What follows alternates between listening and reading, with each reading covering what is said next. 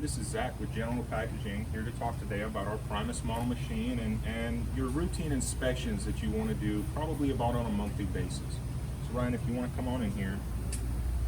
Up here in the front, the inspection process is pretty easy. With the seals cold, you can come in here and pull on everything. Now the front of these left sides, there's a shoulder bolt, so there's a little tiny bit of play in that, but it should not be excessive, especially here in the bearing. Now this bearing you should just barely be able to turn by hand. Now if there's slop in that up and down, that bearing needs to be replaced. It's the same thing on the opposite side, the right hand side.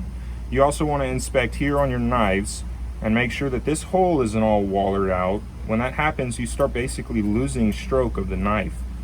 That's about all of the inspections we typically do up here.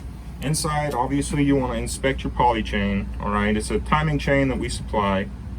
And then kind of the same thing, you want to just get in here and give everything a good shake. These pivots here shouldn't have an excessive amount of play in them. Now there's a little bit of play that you can feel, but typically that's just because this belt is shifting back and forth. Nothing should be loose.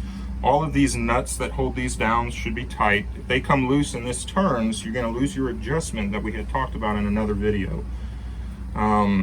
Everything should feel tight. You shouldn't see excessive oil spray coming out of any of your valves. Additionally, we have a filter for the vacuum.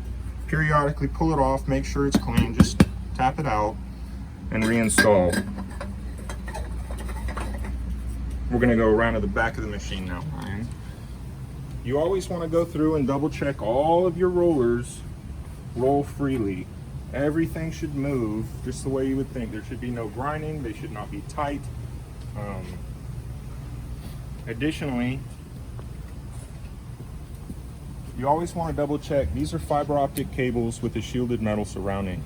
These shouldn't be getting pinched, they shouldn't be getting thrown around, and you probably want to wipe this sensor off. It's the only sensor that's really exposed to the outside.